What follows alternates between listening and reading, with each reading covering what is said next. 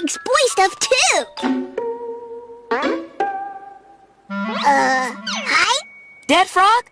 Don't do it! It's a trap! 1 million views! I remember back when my gumball video was the only one to crack 1 million, and look at it now. I also think this is one of my more recent videos to hit that, but I want to give back to everyone who has helped hit such a milestone. So for the Fairly Oddparents episode, the Fishhooks Rise and Fall, and the shipping video, I'm gonna be making a video that branches off from that general idea. Also, before I get into this, I want to personally shout out the people who have been tagging me in their stories on Instagram. It really means a lot, especially because I've been posting a lot less there, and it makes me feel welcome, and I want to get back into the swing of things because I did take a long break over there.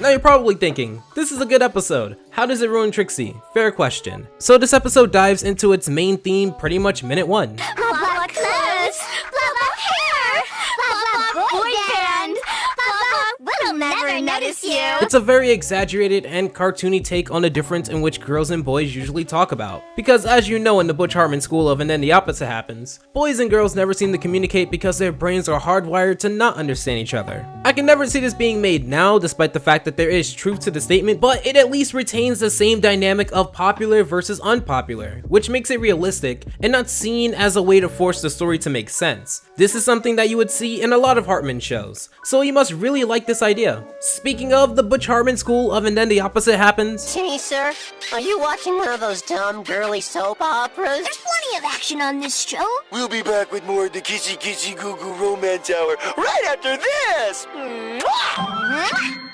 I'm extremely anti-bullying, but doing things such as watching a show like this on speakers of your device and blowing a kiss towards the screen really isn't helping your case. Also, did Elmer call Timmy sir? This man's been whipped, nothing more to say there. They're setting up the expectations that boys and girls go through, and how, for instance, a guy can't watch a soap opera, even though they do, it's called professional wrestling, and when they do, they're looked at as weird. It's definitely a great topic to build upon, and I think Fairly Oddparents is just a show to do that. I'm definitely not turning to SpongeBob for episodes about gender as a kid, but Fairly Oddparents, even though we were in it for the fairies and all the stuff that goes with that, it always had those episodes about gender that you cannot say you missed. They had an episode where the genders literally split across the world. So Timmy does the unthinkable to get into Trixie's party. Too bad we can't come to your party, blah blah blah blah, because I got you a blah blah really great gift. I heard that. Oh, wow! That is relatable! Timmy, my guy, I'm speechless. On one hand, we have definitely seen this move before, and it does not work out well more than half of the time. But on the other hand, this man has access to fairies. And if this is the first time he's thought about gifting his way into Trixie's attention, why not try it? Sure, wishes interfere with true love, but Timmy can just wish for things and give them to Trixie. There's no wish about potential true love interference, and plus the rule doesn't mention anything about building a relationship. It's been historically used to block breaking people up. But I don't know, Timmy, this seems a little, yeah. So as long as Timmy gets Trixie the perfect gift, he should be sold, right? Well, since we've seen the other episode, we know that there's more to this than gift giving. It's the status and attention that she has, and that is something that magic cannot simply manifest. So now we get into what this episode is generally known for. We see Timmy searching his room, not exactly knowing what girls like, and gives examples of things in universe that boys like stink bombs, showing that he has a lack of a clear understanding on what a girl would like, which leads into Wanda saying that Timmy needs to think like a girl. What's interesting is that Timmy hasn't really been shown to be into things like stink bombs. Comics and video games, yes, but even Timmy has his limits. Apparently Dead Frogs is past them, but not stink bombs. However, now we get to the confusing part. Like I wish I was a girl. What a waste of a wish.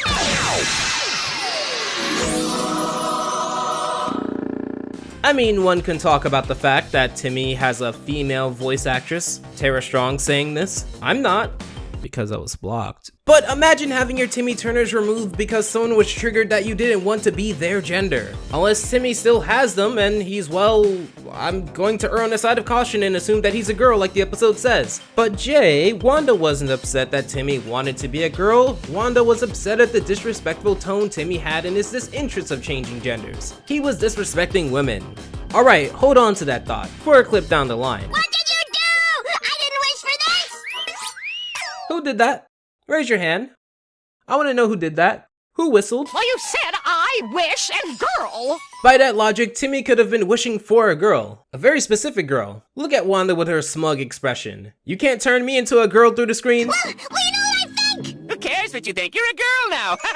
Where's that energy for Cosmo? I don't see you telling him off for what he said. Twice you've let him off the hook. So my question, to those of you who think that this was about the way that Timmy was speaking about women, then where was the energy for Cosmo? Nowhere. Very hypocritical. However, because he was born on a different selection of the drop-down menu of the gender, he is now able to think about rainbows, bunnies, unicorns, and ballet. Look, the 2000s was a weird time. And you know what? I will go on the ledge and say, I don't mind a boys versus girls as a concept for an episode. I do understand that in nearly every instance the guys lose, generally for being more arrogant, but I do think there is something to the idea that we can dig deeper into, and this episode, like all the others at the time, missed the mark, and I'll explain how this could have taken Trixie to bigger heights. So Timmy, a boy turned into a girl, has to stick up for the female gender better than Wanda, by punishing them both, putting each other into their own fairy shoes, and switching the genders of Cosmo and Wanda, or should I say, Cosmo and Wando. What's happening?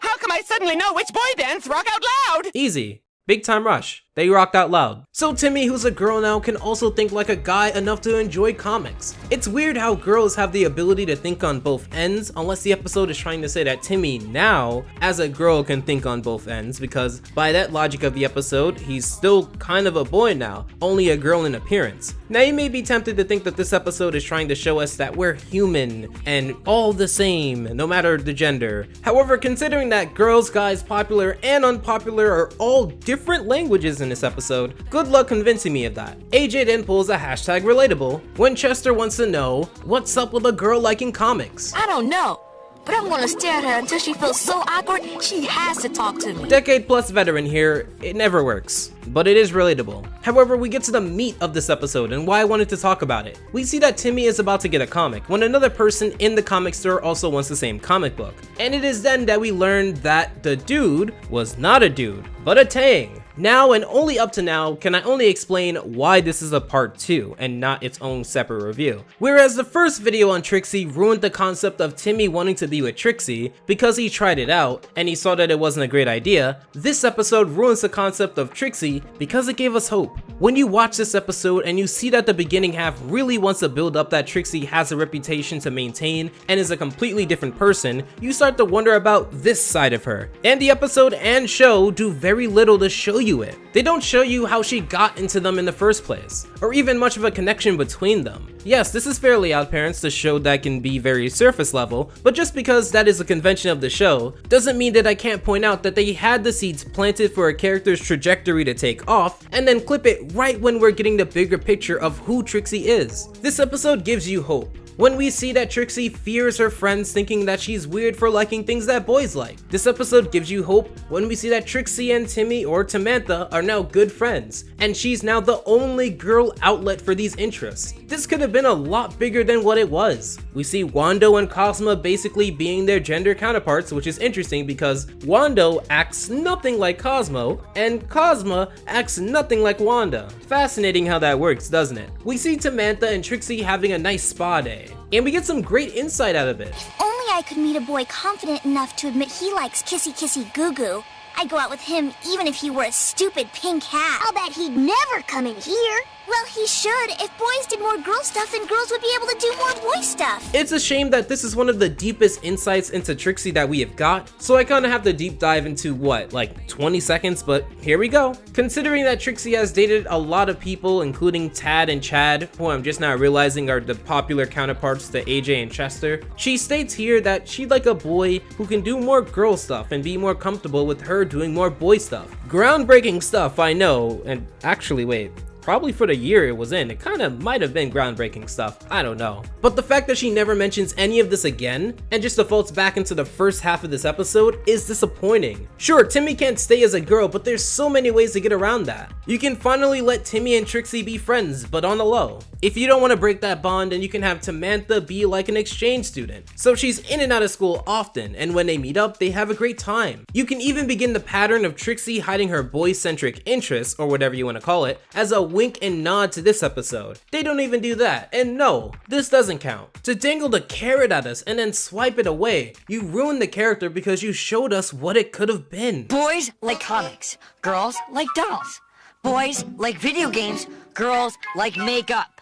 We're different! That's why we have different bathrooms! Aside the fact that they're 10, I can see the words we use on the internet to describe these guys, and it's so foul. Even though this isn't really profanity, I'll leave what I think of Chester and what he is to my Discord because, whew, I don't want to have any arguments about it here. Trixie states that Samantha gave her what she wanted for her birthday. A friend who likes her for her. She's 10. This is crazy. Does all the social stuff happen that early? Anyway, Timmy decides that it's just a bright idea to just publicly state this in front of everyone. If you were to give me a Scantron that had, what do you think would happen with this? A, Trixie is just gonna propose to Timmy right then and there and they're gonna go off and be married. B, everyone laughs but Trixie stands up for Timmy and thus makes him popular and Trixie's boyfriend. C, Trixie laughs Timmy out of the room because of the nuance that this guy would either have to be popular or not ruin her status. Or D, Trixie will pull out the op and pop Timmy's teeth off. I would have to go with D. Something tells me that Trixie would be a great partner to have on Dust. Told you she'd want a gift. She remembered my name. But she catapulted you out of the party. Yeah, but she did it with love. We were really taking anything we got back in the early 2000s. That's such a shame. Well, at least Trixie keeps her popularity and gets a heartfelt comment. And Timmy gets the attention that he wanted and nothing changes. I just want to preface this by saying I truly despise this phrase, but am I the only one here? This could have kickstarted a wave of Trixie fans because she would have been a great character in the show. She would have had this awesome dynamic of being popular on one side and then relatable on the other side. And her wanting to hide the relatable side, it could have made for so many interesting plots. It's so easy to write and don't give me the it's an episodic show card because Remy Bugsaplenty has gone through an entire timeline and you don't see the things always reset in the end when it comes to him. Wandissimo and Wanda have a relationship that spans episodes and seasons, yet you would still call the show episodic, so that excuse doesn't fly with me. This episode shows us what Trixie can be, and then just snips it with its status quo scissors all in the end, and that sucks. This episode isn't half bad aside from ruining a character, and that was The Boy Who Would Be Queen. Once again, thank you guys so much for 1 million views, it really does mean a lot, and I hope to keep delivering the Fairly Oddparents content that you guys enjoy. Special thanks to the supporters of April, and until next time, take care. Alpha out.